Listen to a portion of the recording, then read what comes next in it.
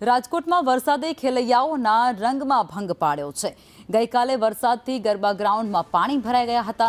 વરસાદને લઈ ખેલૈયા અને આયોજકો ચિંતાતુર બની ગયા છે।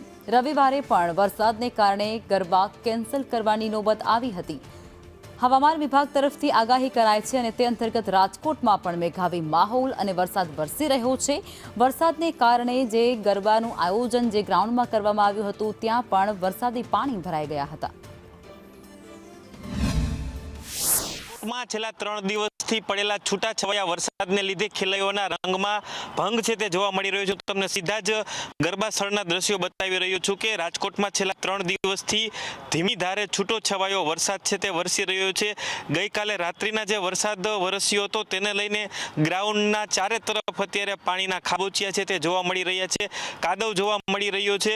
જો ખાસ કરીને વાત કરવામાં આવે તો હવામાન વિભાગ દ્વારા જે પ્રમાણે ગુજરાત સહિત સમગ્ર સૌરાષ્ટ્રમાં જે વરસાદની આગાહી કરવામાં આવી છે તેને લઈને છેલ્લા 3 દિવસથી રાજકોટમાં વરસાદ છે તે વરસી રહ્યો છે। રવિવારે જે 1 થી 1.5 ઇંચ જેવો વરસાદ નોંધાયો હતો ત્યારે રાજકોટના 70 થી વધુ જે ગરબાના આયોજકો છે તેના દ્વારા ગરબા છે તે કેન્સલ કરવામાં આવ્યા હતા। વરસાદને લીધે ખેલૈયાઓ છે તેના રંગમાં તો ભંગ પડ્યો છે, પરંતુ આયોજકો છે તે પણ મૂંઝવણમાં મુકાયા છે। સંદેશ ન્યૂઝ, રાજકોટ।